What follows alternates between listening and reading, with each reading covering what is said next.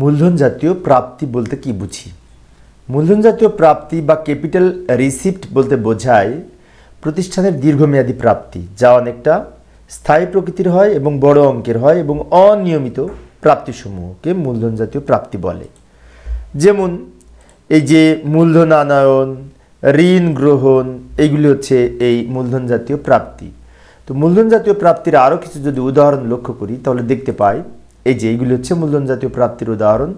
যেমন মালিক কর্তৃক প্রদত্ত মূলধন, শেয়ার বিক্রয়ের অর্থ, বন্ধকি ঋণ বা ঋণ গ্রহণ, ঋণপত্র ইস্যু, স্থায়ী সম্পত্তির বিক্রয়লব্ধ অর্থ, সরকারি অনুদান।